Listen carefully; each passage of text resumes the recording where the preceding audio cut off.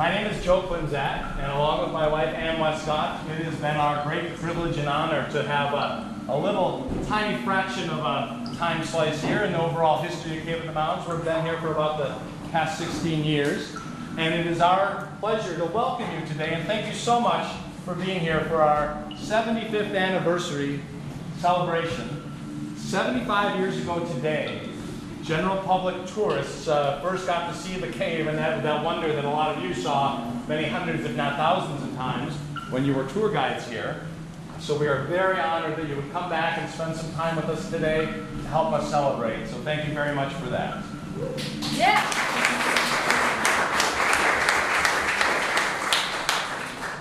I want to also thank the Mount Horeb Historical Society. Thank them very much for organizing and doing a lot of the legwork and bringing together memorabilia and a lovely video and some panelists from different decades as tour guides. So thank you very much to them for their work and their efforts. And please be sure to sign in and maybe take a look at purchasing one of their nice books that they have for sale, Mount Horeb Then and Now, back there on the back table.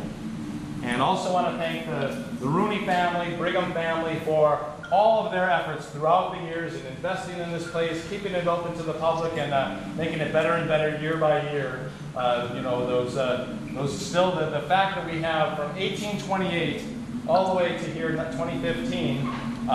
What a special thing to have the same family living right on top of this cave, even though they didn't know it for about 111 years. So thank you very much to them as well. So speaking of the Mount Horeb Historical Society, here is Jane Burns. Actually, Mark's going to speak. Mark is going to be next. So thank you so much, Mark. Sure. Do I need a microphone or can people hear me? Your tour guide voice. Use your tour guide voice. Well, you know what? I got to start with a confession. I was never a tour guide. So you guys already went off the bat better than I am. But I got more on the farm side of things. And actually, this same weekend, we're having a Brigham Cousins family reunion here, and so all my mother's brother, Uncle Charles Brigham's kids have come from hither and yon, and we've been reliving stories. And as I think back, one of the things I just learned recently is that at the time this barn was built in 1883, it was the same time that the railroad was being built. And apparently, my great-grandfather took the money from the sale of the white oak trees over here to make timber ties for the railroad that the railroad needed, and used the money to build this barn. And of course, he used some of that same oak timber in making this. And jumping forward to that famous day of August 4th, 1939, this space was full of hay, of course. And my grandfather, 77 years old, was resting comfortably in the front porch of the farmhouse at the top of the hill. And of course, this giant explosion went off. And shortly after, my Uncle Charles, who at that time would be like 19 or 17 years old, goes running up the hill saying, "Father, Father, your fortune is made." Because he had a hard time. He farmed with horses all of his life. Depression was hard. In fact, he platted a bunch of what's now Brigham Park. You look in the old plat maps, the county plat maps, you'll see all these little lots, which is Brigham Park, and he was trying to sell them just to keep the place, keep from losing it. And he was a retired farmer at that point, and thanks to the leadership and the hard work of the Breckler and Hardeman families and advice from people like Alonzo Pond, he got this place going. And then thanks to all the skilled interpretation and hard work that you've put in over the years, we've made a legacy and a name which keeps bringing people back year after year. So I'm here on behalf of all the owners and operators to thank you for what you did. So it really means a lot.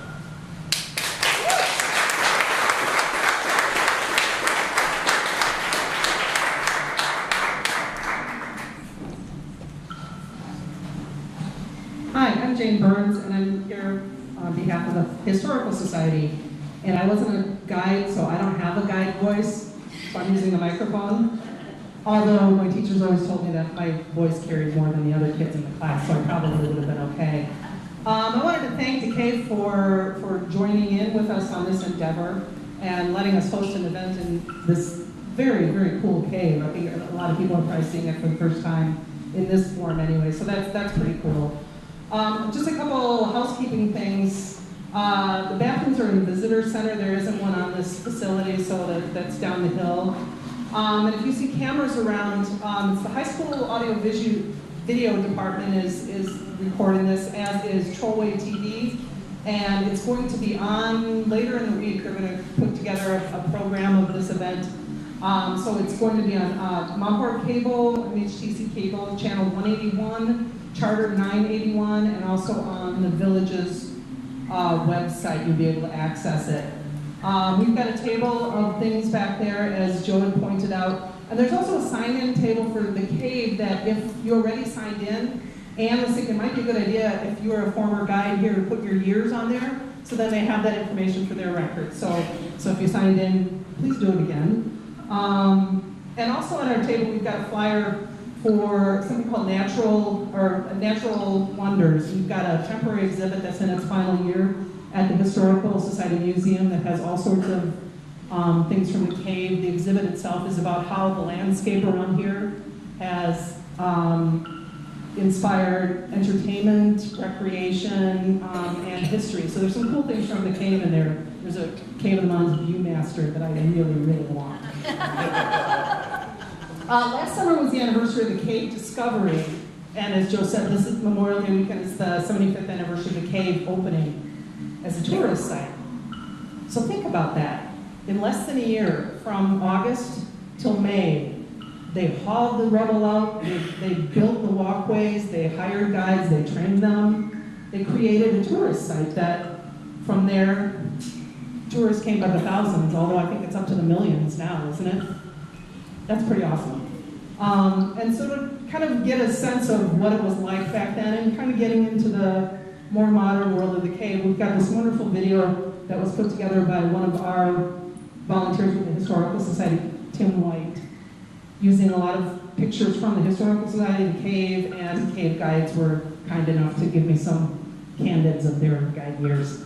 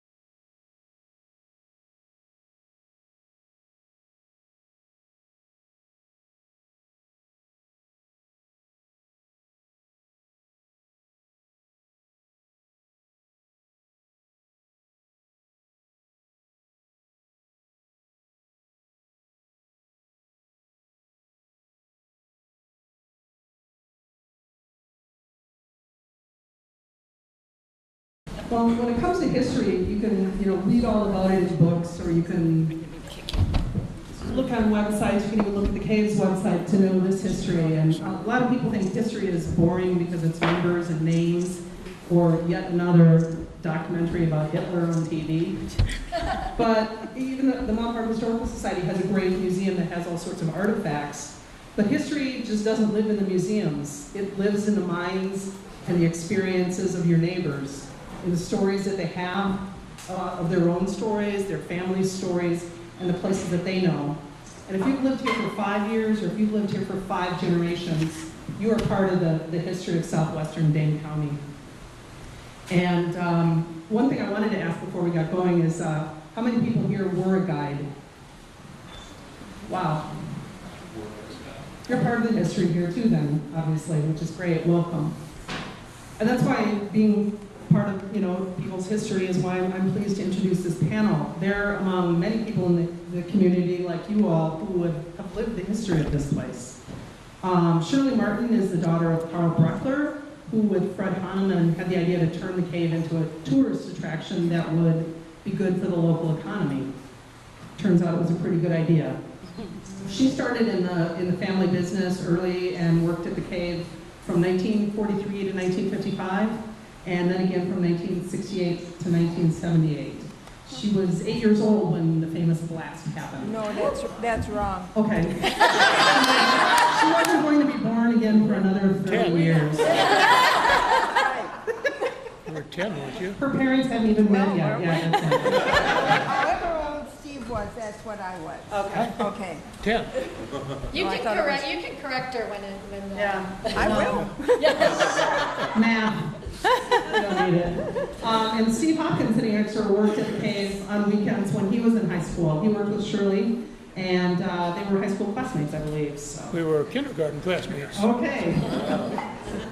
Jackie Sale, in the stripes there, worked at the cave when she was in high school, too, in the 1960s. And her husband, Ron, worked there, too. Kathy Lampman Hawkins worked as a guide at the cave in 1971. And she also has a family connection to it. Her great-grandfather, Lance Dodge, and her grandpa, Wayne Lampman, were on the road crew working at the quarry when the blast happened. And they were among the first people in the cave, along with Stacy Collins, whose daughter, Virginia, is here. And they were living on the property at the time. So this barn is just filled with history today. So. Joanne Crane worked at the cave as a summer job in the late 70s to the early 80s. And she took all those skills of hoarding people around seriously, and she's now a first-grade teacher. Jan Wilson Okeson is in her 25th year of working at the cave. She started in high school in 1988 and is now an assistant manager here. Woo! Yeah. And working at the cave runs in her family. Her dad, Mark Mostrom, was a tour guide here when he was in high school, I assume. Yep. And once upon a time, it was mostly high school kids who worked at the cave. I think that's changed a little bit since it's open year-round, but once upon a time, it was all high school kids. So a lot of these folks worked when they were in high school.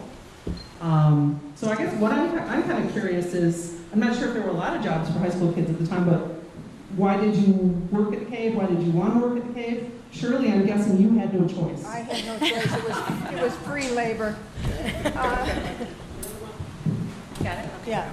Steve can tell you why he worked What do you here. want? Why did you work here? Why did I work here? This was fun. Back in the early days, this was something, kind of special.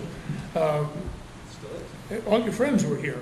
It was just a place to go, and once in a while, when you weren't guiding, you were working behind the concession stand, selling soda pop and ice cream and stuff.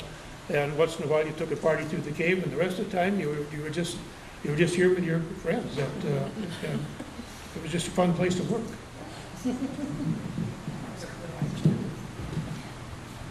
Okay. It took me a while to get my foot in the door because all the kids from Barnwell were here working. So I had to kind of wait for a slot. So I didn't get in until between my senior year in high school and when I went to MATC. And it certainly wasn't for the pay, but it was certainly for bragging rights. And I can be a little dramatic, so it fit perfectly for my personality.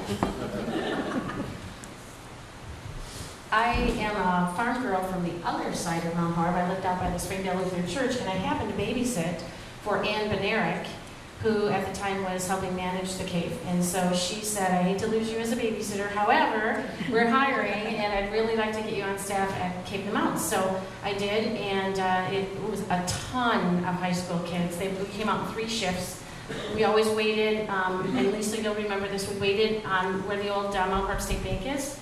The window wells outside are very deep, and you could sit there in your shift, and someone's mom would come and get you because you took turns carpooling out here, and we all came out in like 3 cars at a time. And so, yeah, it was a great high school job. Oh. We walked. You walked, yeah. I was at the cave in the early 60s, and there really weren't that many jobs for girls, high school girls, babysitting. Guys could work on a farm, you know, a lot of farm jobs then. So this was really a good job to have because it was available. We also carpooled. Only the Brecklers or the Hahnemans picked us up at the bank and brought us out and took us back again. So, I mean, in the 60s, every teenager didn't have a car, so. So, I think it was a great job to have. Wow, I can't remember why I wanted to work here, but I remember I wanted to be an actress, and I hope that no one saved the Adventures of Peter Rabbit that I had a minor role in, because I wasn't cut out for acting, but I was cut out for just talking nonstop in front of people. So this worked out much better. But I do remember my interview with Mr. and Mrs. Rooney and Ann Bandow, and I remember being terrified and horrified because my dad drove me out and insisted on coming in and talking Mr. Rooney's ear off for like another half hour, and I thought that killed my chances of ever working here. But little did I know, it's always been so family focused, and even when you didn't work with family, you felt like family, and that probably made me more of a shoo-in than ruined my chances, I guess. So, and I think we didn't have carpool anymore when I started working here, but I remember my grandpa driving me out and having to listen to his polka music, which was its own fun in its own right. So. I always remember that one of the things that my dad said was that you never put a girl on a shift that was going with a boy that was working also. You always had to separate them shift-wise. That didn't work very well. And who worked with who? We had several girls who could not stand each other, and we had fights on the quarry floor, and I can remember Bud taking the hose. So, you know, it wasn't all fun and games.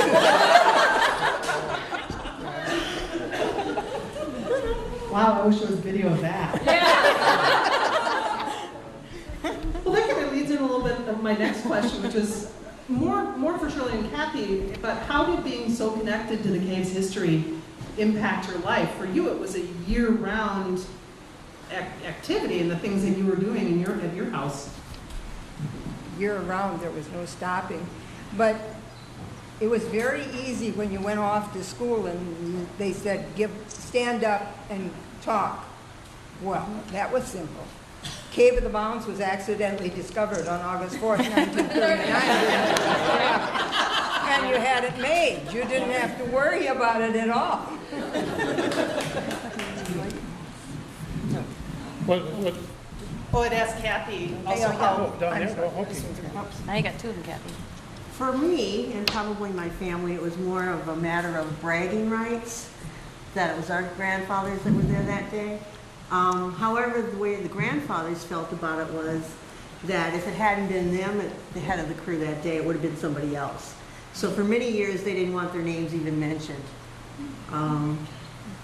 Also, being a guide was, for me, was very, like you said, I didn't have a problem getting up in front of talking with people. I eventually went into the radio and TV business in San Antonio. Been out of that for a while, but one of the jobs I had was at a museum gift shop at Fort Sam Houston. It was a medical museum.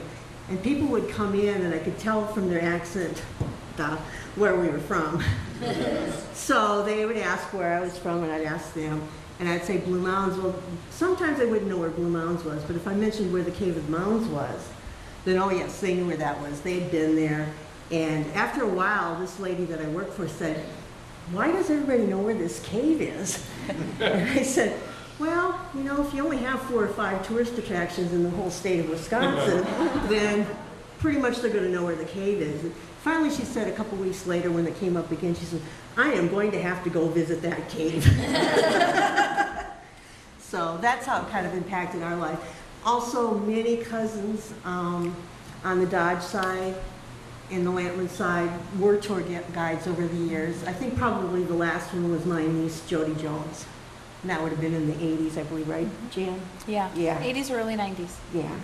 So we've kind of all scattered around the country. There's not very many of us left anymore, so occasionally I get back here to visit. And Jan, what was it like having that in common with your dad, that you guys had both been tour guides? Well, he had a couple of very favorite stories that I got to hear over and over again. Yeah, one of them was that he used to put bumper stickers on the cars. I don't know if anybody else had the joy of doing that, but you're apparently, and definitely chime in if I'm wrong, you would wait for the customers to go down the hill and then run up to their car and put a bumper sticker on, which would keep the lawyers busy just in this day and age. But and he did that, and he thinks he was one of the youngest here, probably with the exception of being family, because Carl and Fred said they would give him a job because he was the local preacher's kid. So he was 14 years old and doing that, and I don't think the other stories really are something that a preacher's kid should probably have been telling about. But he also remembers having to clean the bathrooms, the old pits, a second time because he and a couple of friends put some cherry bombs in the... So I always strive to behave better than that. But my Uncle Mike worked here too, and it was really fun to have somebody else who had that interest in geology, because he always wanted to talk cave when we were around. And I always wished I was part of the family. So I'm sort of digging my way in one way or the other. I understand you had to put your dad to work one day, though? Oh, that's right. Yeah, I told you that story. One of the first years that I was a supervisor here, it was the middle of winter, and my tour guide didn't show up, and it was just going to be me and the tour guide. And I had sold tickets like for a tour, and I made these people wait for an hour. I finally got a hold of the tour guide, and she said she'd be there in about 20 minutes. So there wasn't anybody else to call. Everybody else was out of town, or I think it was during a Christmas weekend. And so I called my dad and I said, "Can you just come and sit in the gift shop until my staff gets here, and I'll go in and give the tour, and then if anyone else shows up, just bring them through this door. Here's the light switch. We'll just leave the lights on and you can bring them in." And I said, "Just tell them they have to pay for their tour afterwards." So he shows up, takes over the spot, and I get about 10 minutes into the tour. I'm right down by the Onyx Ridge, and I hear the door crack open, and I hear 1939 on the CI Brigham Farm, blah, blah, blah, blah, blah, blah, blah, blah. And he does his entire platform, and like 10 minutes later brings them the 20 feet down to me. But once a cave guide, never a cave, always a cave guide. He remembers it. So, yeah, but that was a fun day. And I've tried to convince him in his retirement he should come out here and play, but. Well, you mentioned the cherry bombs, and that actually leads well to the next question, because you've got high school kids. You've got a cave. That can't be good all the time. And except for Jan, you guys can't get fired retroactively. So I'm kind of curious what hijinks kind of happened at the cave besides fighting girls getting hosed down. That's a great story, though. Uh-oh. That's quite a look, Shirley. One year, we had the party boys of the year working, and they would come in the morning kind of dragging, and you'd send them off to do their jobs. But we learned not to send them up to the top of the hill. They'd take hours to get back. But then they thought they should sleep it off a little. And where? And we looked and looked for them. They were on the roof, sleeping. So that was a year of the party boys. There was one guy who complained, no matter what, complained. You'd find the best job for him, and nope, that wasn't right either. There are a lot of stories maybe shouldn't be told. I think it's more that than telling them. You got any stories? No. You were the party boy. That's why No, it's told. I wasn't one of the party boys. I just want to mention from when I was talking before that some of the early guides from the 40s are here today. Virgin Collins over there was a guide at the cave. Virgin Martin now. Dean Twite was a guide before I was. And, He was one of the first he guys. was probably one of the first ones. Right. And it was Harley, when you were, Harley Swiggan? Yeah, yeah, Uh, yeah. Well, I don't know if you all know Harley Swiggan, but he was a Mount Horeb boy and a Bethel Lutheran Church pastor, which he finally became. And I think he got started at Cave of the Mounds. And he was always very proud of having been a Cave of the Mounds guide too, I know. Also, Jack Frame is here, who was a guide here in the 40s. No, Jack did not guide, but he carried buckets of stone Oh, I know he was a out. guide. He was there a lot. And cement back in. Yeah, One year. That's my Yeah. mistake then. And I also want to mention that we Carl and Fred were really great people to work for. And when the cave found somebody here, but Mount Horeb lost the best band director it ever had when Fred quit to take over the cave. But, I don't remember a lot of stories of a lot of shenanigans going on, but I'm sure there were some. But that's about it.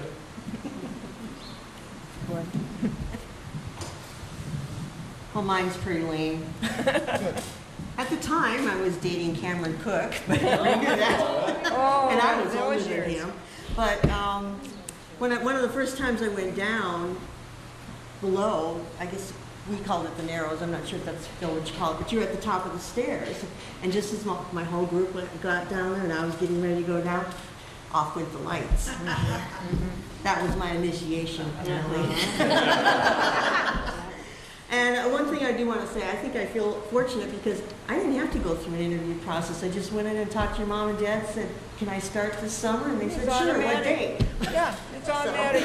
Came from Blue Mounds. Well, I'm going to apologize to the males in the group, but you're starting to pick up a theme that the trouble was the boys. And that was, yes, it was the boys who were usually naughty.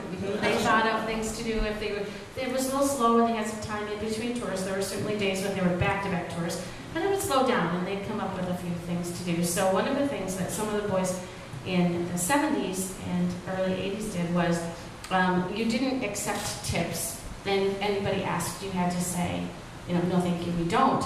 However, they would plant themselves, they'd take off the cave jacket, plant themselves at the end of your tour as you were saying goodbye on the stairs, and ask, you'd ask for questions. Yes, do you have a question? Well, do you accept tips? So the people in the crowd would feel compelled to, raise their, and tip you. It's like, you guys cannot do that. You guys have to. Also, for those of you who may or may not know, there is no natural opening to the cave. There is a shaft that opens that's closed off, and occasionally a little mouse would fall in through there, burrow through, or even a little garter snake.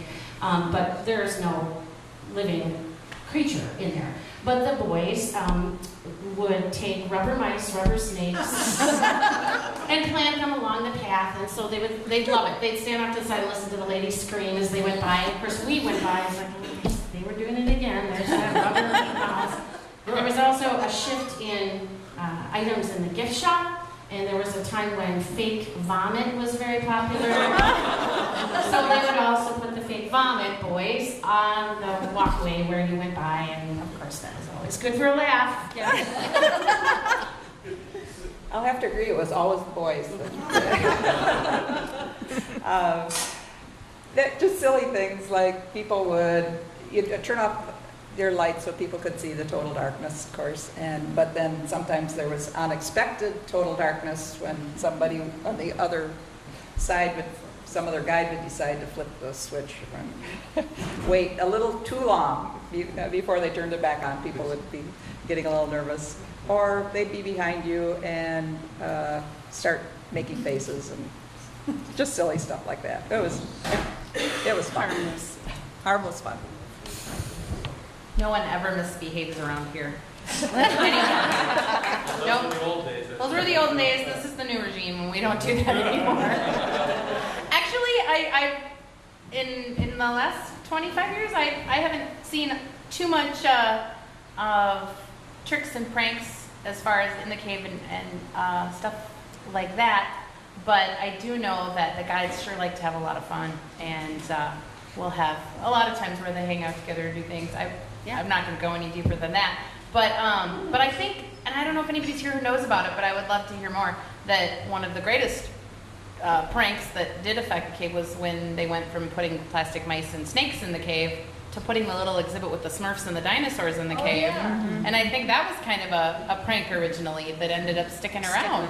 Yeah. Right? Anybody know any more It about was that? there when, I was there when it was removed. Me too. Yeah, because they tried to go more of the science angle. They got rid of all the brownies wishing well, the stories about Paul Bunyan and all of those. There was a shift in there. About the time that the new lighting system came, the theatrical lighting system, it all kind of shifted towards something more educational, and they got rid of all that stuff.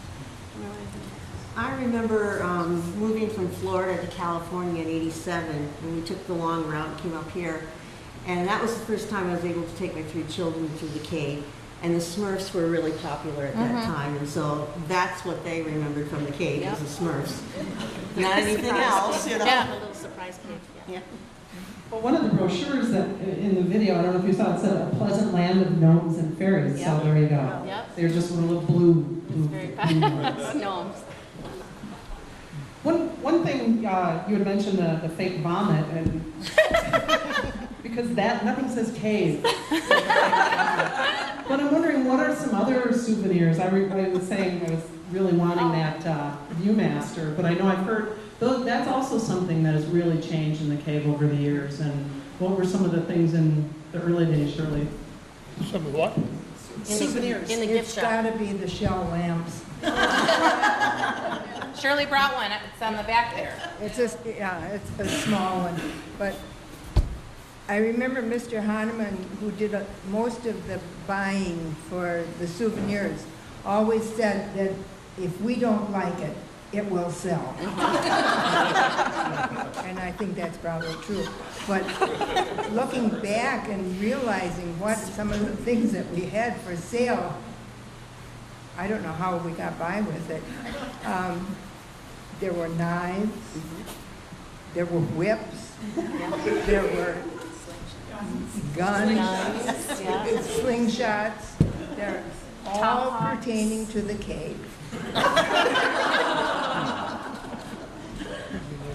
Anybody else? Yeah, go ahead, Kim. I remember receiving one of those really, truly ugly rubber trolls with the hot pink hair that would go up this way. And then I don't know what it was. It looked furry, and you put it on your arm, and when you rubbed it, it would kind of go up. And then, of course, the giant pencils. Every museum has a giant pencil. They do. We can talk about now. Souvenirs, yeah.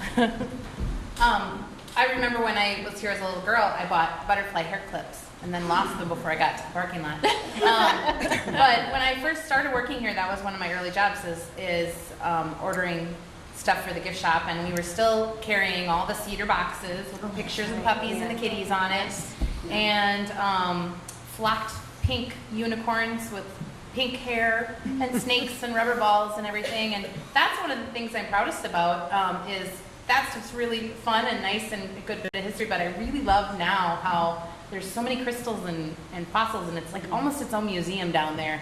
And we still try to have enough of the old standbys. We had the little view, there's one on the table over there, the little viewy things where you could look through and see a picture.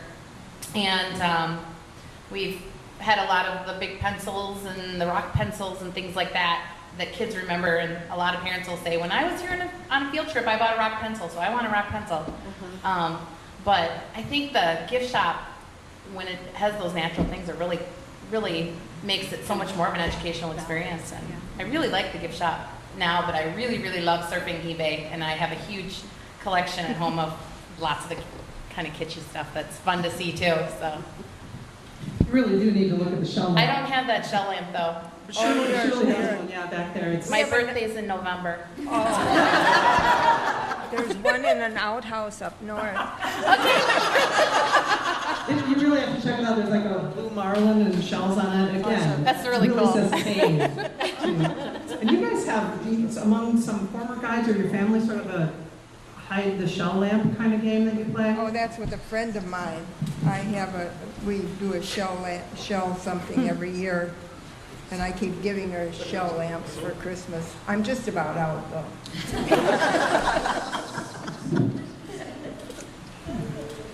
What are some of the most memorable visitors or tourists that you remember, I guess, that's why they're memorable, but or any really crazy questions and things like that that you remember? Frank Lloyd Wright. Whoa, really?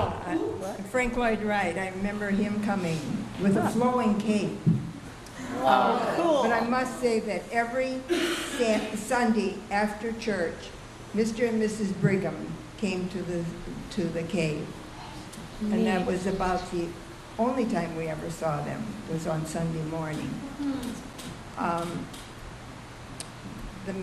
can't think, the man who started House on the Rock, Jordan, he was here. I'm sure many, many more important people also, but I can't remember them. You remember anybody important? No, I just remember, I just remember it sort of boggles the mind that you'd have like, we got on a Sunday, I was mostly a Sunday guide. If we got, was it 1,200 people? The guides got a bonus. And we were always looking forward, to that.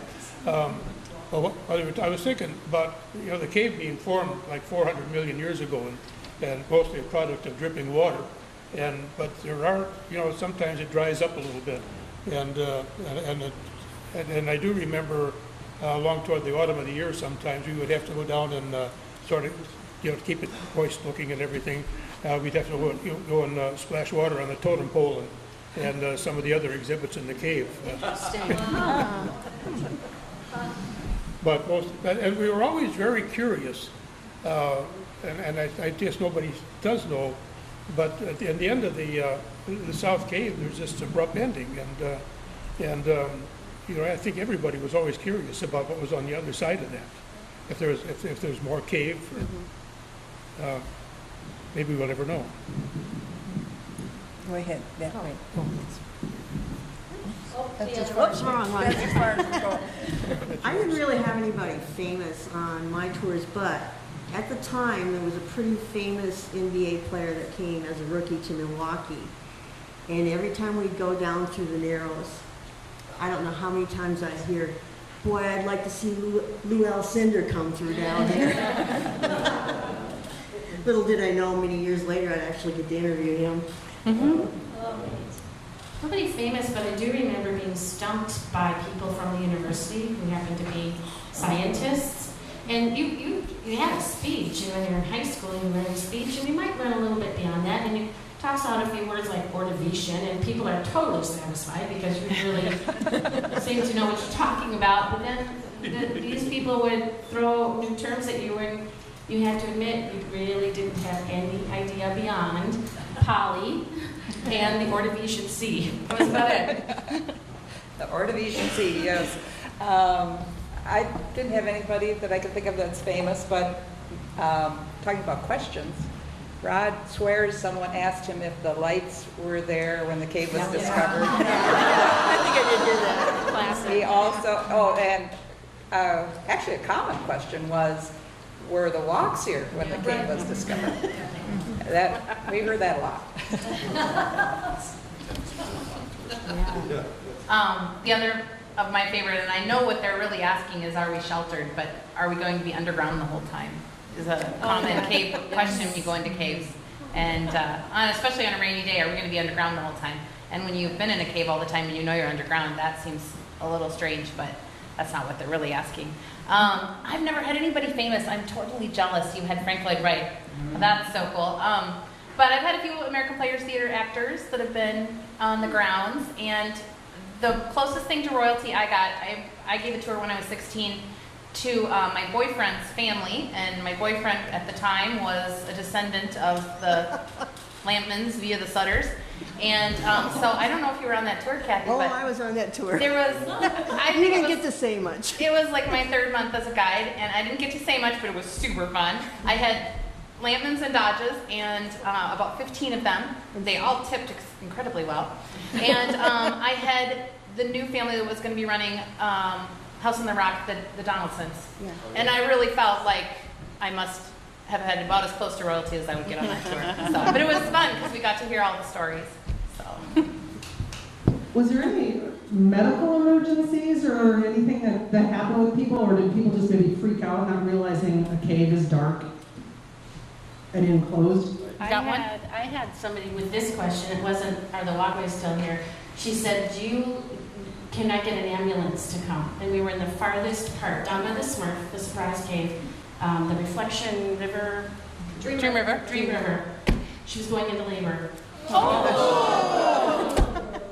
And I was 16, and a whole bunch of people, and she decided, I just have to sit right here. I can't go any further, and I hope that they can come and get me. So they did get a stretcher through, and she made it to the hospital, but that was her question. Is there an ambulance that can come and get me in the farthest point you could possibly go and they can get me? Yeah.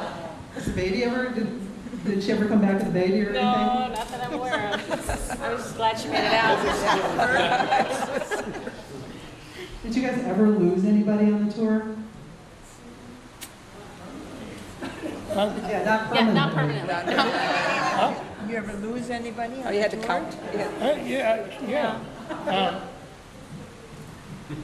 I don't remember anybody got really lost, but sometimes when people would get, I don't think it happened that often, but maybe a little bit mixed up when the people are coming out of the North Cave and the people on the other side are going in, and you have, once in a while you get a little mix up, but I don't remember any examples of somebody being lost and not found for the rest of the day or something. They didn't find any bones. No. At one time, when we had so many people going through it on a day, we did stations where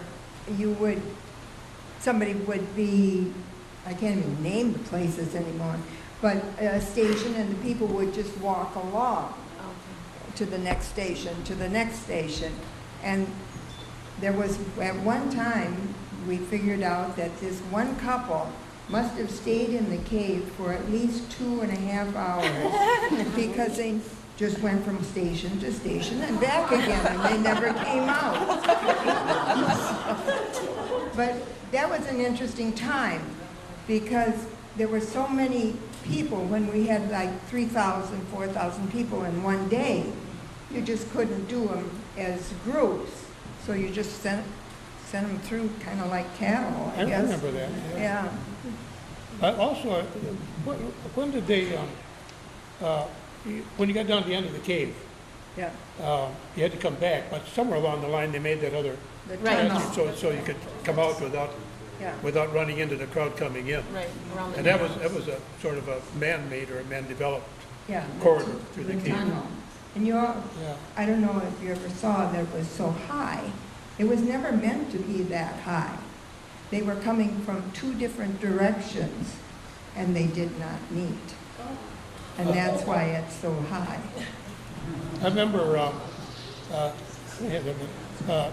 Guides used to, when you got as far as you could into the North Cave, is somewhere about the totem pole, wasn't it, I believe? And there's, there's still cave left, but you couldn't nobody could get through there. But some of us, I remember a lot of times, would just, crawl back as far as you could go without, and when you came out, you could never wear anything again that you wore when you went through there because you were crawling through clay and water and stuff, but nobody ever got stuck there, but it was kind of fun to do. Was that the area known as the mud flats? Maybe by now. Okay, I was back there. Sounds like it was a good name. I bet there's a pool you had to crawl through. Yeah. Well, I don't think I went that far. Yeah, it's cold. Were there people who didn't quite grasp that they were going into a cave? Because they were afraid of the dark and things like that? That's good. Well, one thing I was curious too, and I think Jan and Shirley could probably talk on this the most because the cave is now open year-round, and I think it kind of changed a little bit when Joanne was. But what did you do during the off-season? I know your job would have been different than Jan's, and I also remember a crazy, scary, haunted cave at Halloween. But Shirley, what were some of your duties off-season? I'm sure you remember the wishing well. Well, just a minute. Shirley, keep it next to your mouth. We can't hear you back here. This one's a little better. You know it anyway. This one's better.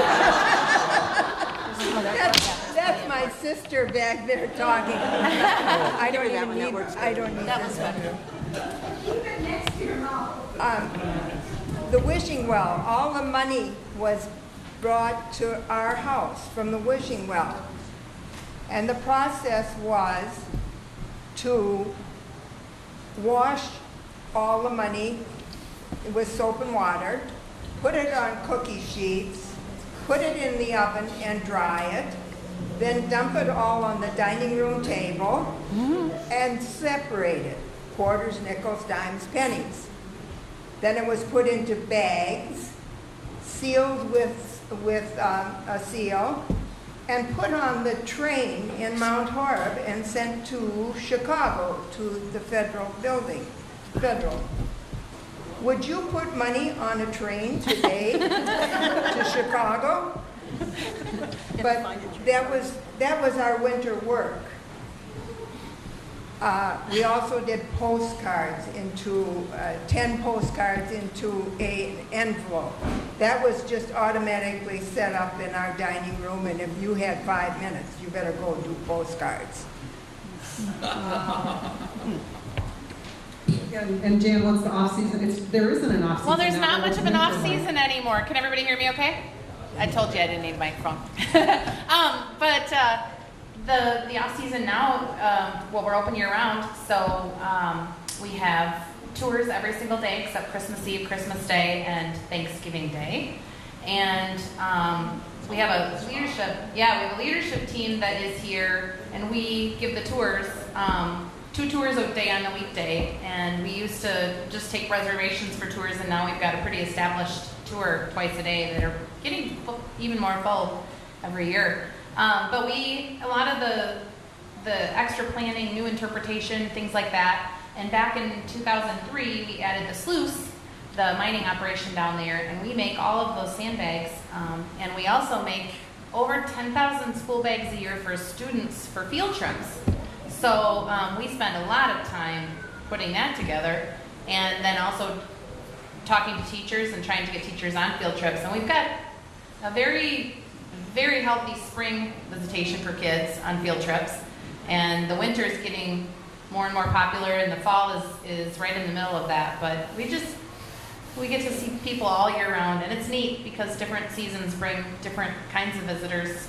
Sometimes you'll have more retirees, and sometimes you'll have more students, and that you can see where some of the foreign countries, or the countries other than the United States, have their holidays, because you'll see sort of a trend of people visiting. But Just a couple more questions, and then if anyone in the audience has questions or things to add to what was being said. The one thing I'm curious of all of you, how did being a guide here help you later in life? did it help you later in life? I'll start. Someday when I grow up, this will be my favorite job ever. But I don't know, this is just a really, really fun job, and it's also been a huge impact and part of my family. I had a customer down at the ticket desk today that asked me, he said, well, thank you for working on the holiday. I'm sorry you have to work. I love working on the holidays. I love coming to work, and sometimes my husband thinks maybe I love coming to work more than him. But I looked the other day on my Facebook account, and well over half the people that are on Facebook with me used to work here. And I never realized until I stopped to look at that how many people throughout my life have become my family and my friends, and it's such a great environment here. And it's a great place to work, so it's really impacted me. And I know my son wants to be a tour guide when he grows up, so I'm passing that on too. Yeah. I have to say right now, because while she mentioned Jared, her son, I think this must be a record in all of the world, but he was about 18 months old. Yeah. He could say speleothem. Yeah. It's made him a scientist, so it's I guess I'll let it go. Spefofem is what he said, though. Spefofem. Yeah. What about you? I would say just being a tour guide and having to get up in front of people and talk all day long in front of people, that certainly builds your self-confidence to be able to speak in front of people. Also, it was really a fun place. I mean, when you work with people who are on vacation all day long, every day, all summer, they're all happy. Some of them are kind of cold, but no, it was a fun. The Brecklers and the Hahnemans were great people to work for. They couldn't have asked for better bosses at all. But Ottoman was a great guy. When I was here, there were a lot of changes in that compact amount of time. They tried a haunted cave for several years. That was in there. The Runestone restaurant opened, and it was rather formal at first, and then it went a little bit more informal. So I got a chance to learn waitressing skills there. When I was at the cave, it was with all the kids in high school, so it was super fun, I should mention. But even when further on in life, when I interviewed for jobs that didn't have anything to do specifically with any cave skills, the interviewer would always want to know, tell me about this job. Everything else was pretty standard looking, and then, tour guide at a cave opened a lot of doors conversationally, if nothing else. And then you could, integrate some of the good answers and things that you learned here, but it was great on a resume, great. I'd have to agree. It helped me speak in front of a crowd, even though I haven't really done that much in the last few years. I've never had a problem getting up and talking in front of people. I just lost my train of thought, but I like to joke when I meet people or my friends. I would say I was a tour guide. No surprise there, but I would say if you give me 2 beers and a flashlight, I can usually remember the speech. And over the years, the same thing with my sisters and my mother when she was still alive. When we would travel to different places and the light would go off in the hotel room, one of us would have a flashlight. And I'd get it out and I'd go give the speech about the lifeline. Without a lifeline, there is no cave. And then they kind of said, okay, it's time to go to sleep now. There's no scientific term on lifeline. I always enjoy or like it when when the subject of the cave comes up, be able to say I used to be a guide there. That's I don't know how it's affected my life, other than like the others are saying. It's probably the first time that you ever stand up and speak in front of a big group of people, and I'm sure everybody's a little bit nervous about it at first, but you get used to that. That's probably pretty much everybody's experience. Knowing the cave speech, it was a wonderful way to put yourself to sleep at night.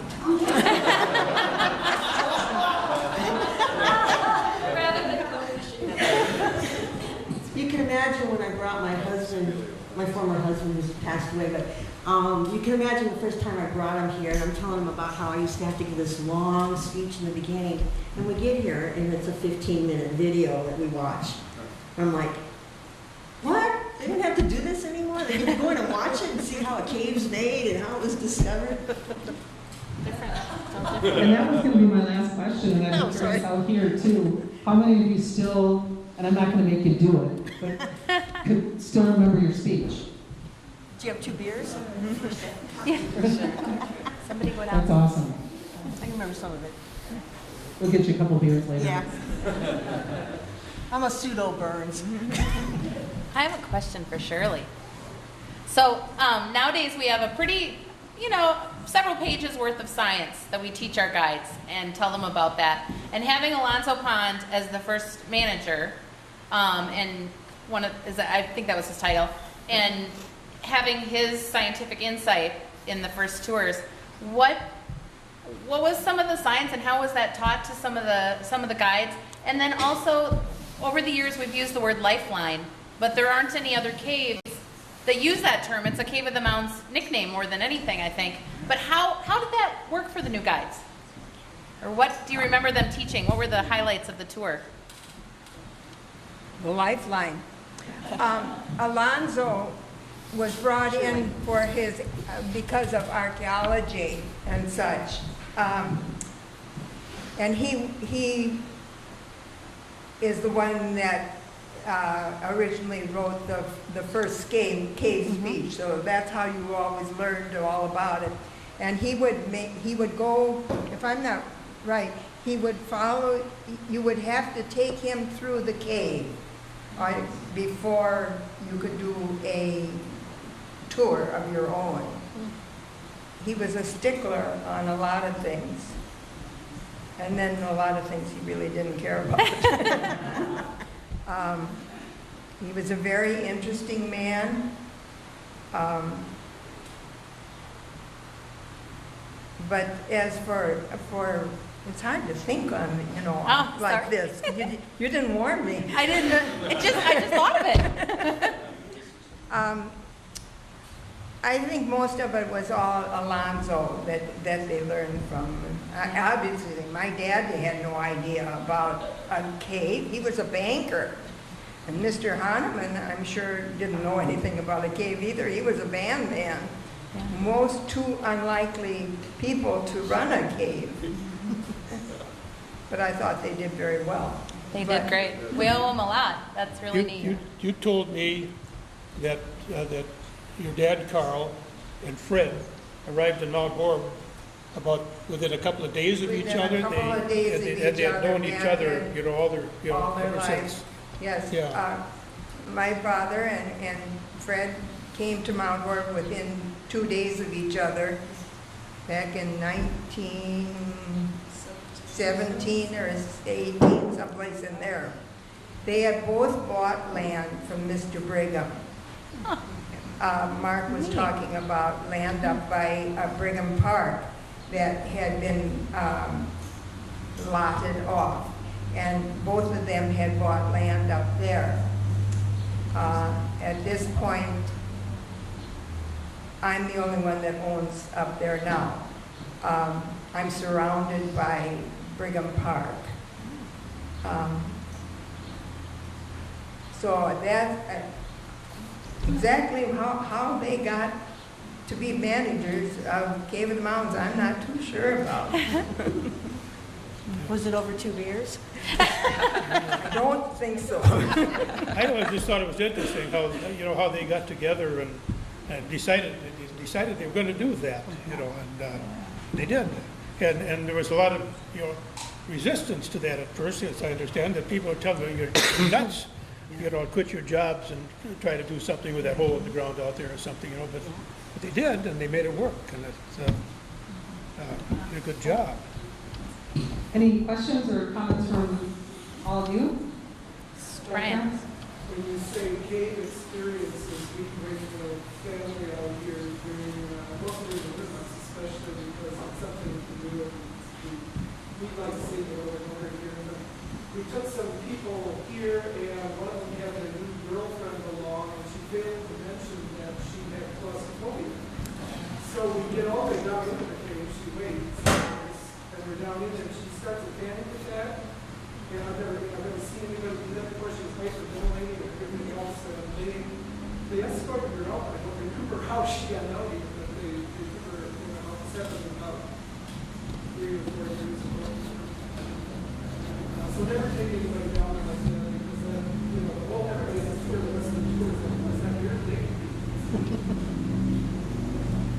I have a question.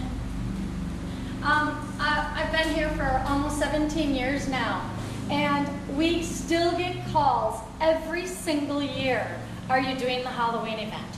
And we literally, we have a whole new event now, but the event that they had then, it must have been so tremendous that we still get calls and people say, I know you do this really scary Halloween event. Are you having that Halloween event this year? So it must have been impactful. So anybody who worked here at the time, I would love to hear about how, if they know, how did that get going and what that was about. Mark, I don't know what the connection was, but somebody knew someone in theater from Wisconsin, from the university. Yeah, my dad knew Gilbert Helmsley, and he was a world-famous lighting designer and professor of lighting and theater at UW. And he was, my parents hired him to do the new lighting, and I think after that, then they used the connection. I do remember the tour itself was wild, and ultimately it got a little out of hand. Some young lady got pushed really hard and knocked her front teeth out. We said, that's too far. It was actually, I believe, Randy Swigum, and it was near Halloween. He lost his tooth. He lost his tooth. No, he lost his tooth because somebody got startled. Okay. Let me back up just a little bit. For Halloween and this connection to the theater, they had some professionals come out. They did our makeup, they did our costuming, they told us where to stand, what to do. The whole was very well done. They emptied all of the glass cases in the shop, every one of those, full of jewelry, full of everything, took it all out. They had, for instance, a lady from the university in white paint. She was supposed to look like a corpse. She was in an old wedding dress. She laid in there, pretended she was dead. And then she owned a live tarantula. And the tarantula, they'd have to take it out of its box and she'd get positioned in there. They'd have to put the tarantula in there. It would crawl all over her during the people waiting to go into the cave. And then every now and then she'd shift and look at someone. And so the idea was to scare people. We had glow lights. She broke them, and that's the only source of light that they used during this tour. And so I'm almost sure it was Randy Swigum. He was in a gargoyle kind of thing, and people would get really close to your mask because they weren't sure if you were real or not, so they'd try and see. And you'd get pretty good at it, and then you'd scare them when they thought they'd figured it out. Well, I think he did that. Someone pushed him. He broke off at least one, if not both front teeth. It was a weekend, and we had the high school musical, and he was a lead. Am I right, Lisa? Is that right? Well, yeah, and I think people would come, and because it was so dark, and we scared them, and their actual reaction was to Startled. hit Yes. and fists, and we were in every nook and cranny imaginable. Yes. Yeah. And men get violent when they're scared. So yeah, and he was a lead. He did make it, but he had to go into emergency surgery to figure out how to, over the weekend, call the dentist and how to get the nerves unexposed, whatever they did, I don't know, but they went on with the show. But it was really popular, super, super popular, and it was, except for a little mishap like that, big to Randy, it was very successful, extremely successful. Anything to add about that, Mark? I wasn't a guide, but I went on that tour because all my friends were guides. I think it was that much scarier. You guys were mean to me. They had an advantage. They were hiding behind rocks. Yeah. So, but that was very scary. It was very cool. Yeah. Well, there was a split of opinion between my parents. My mother's a very profound Christian, and she wasn't too sure that we weren't messing around with, it's all about, All Hallows Eve and All Saints Day the next day. And so partly with the difficulties we had and partly because of her strong feelings on the subject, we put it to an end. But at least we made a little history and got some excitement. Yeah. And I personally think that one of the reasons the cave is always interesting to people is because it's dark and wet and somewhat scary in a controlled, safe way. But that has an attraction, not on the scale of the Halloween thing, but it does have an attraction that is unique. That's part of the whole thing. How warm is it now? The cave? It was 46. I think it's 48 now. But Is it? We say 50, it sounds warmer, but yeah, it's about 48. We said 52 degrees, summer, winter, day or night. I like that better. Any other questions or comments? Yes.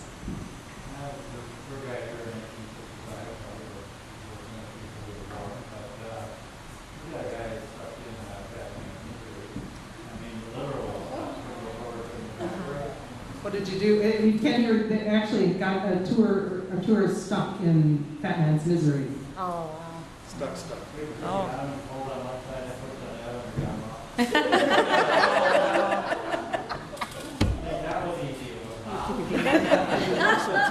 Here, can I comment on that one? Sure can.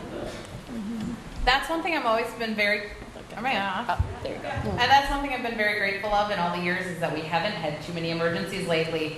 And so the worst thing I've ever encountered was someone with a mild seizure. But usually the worst thing is me bumping my head on the tour, not anybody else.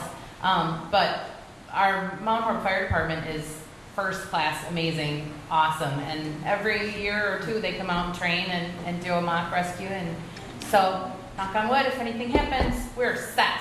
That's great. Good. Yes. I'd just like to make a comment that the economic benefits of having a show cave like Cave of the Mounds are phenomenal. This cave is known not only in Wisconsin, it's known nationally. You go down to the National Park Service in Kentucky, the rangers will tell you that when they have their scientific program, the number one thing, they can't believe the answers that kids are giving to questions. And they say, you must be from Wisconsin. And they always say yes, and it's Cave of the Mounds. And the spin-off, the benefits of what this cave has done is unbelievable. We're the #2 country in the show cave industry in terms of number of show caves. Depending how you want to define a show cave, there's between 160 and 200 show caves. China's #1 with 237. But what they've done with a small cave and turned it into the attraction that it is just truly unbelievable.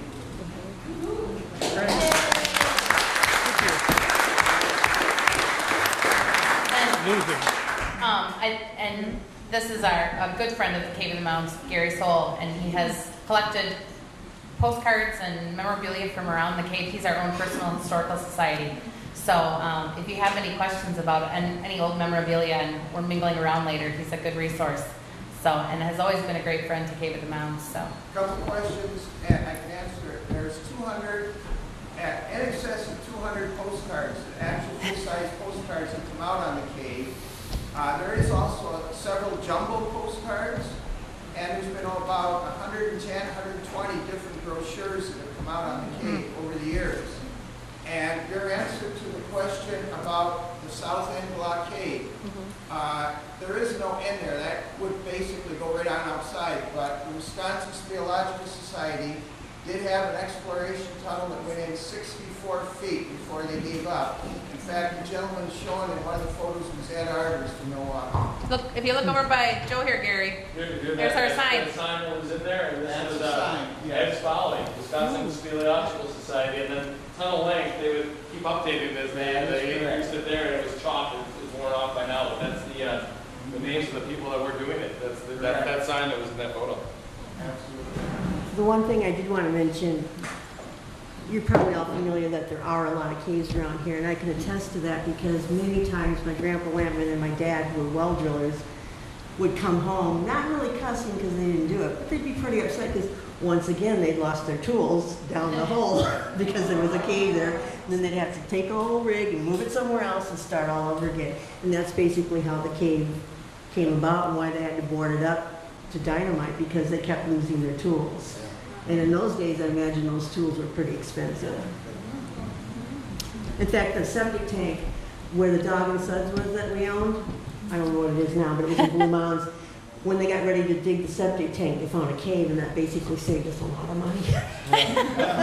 Putting it in there.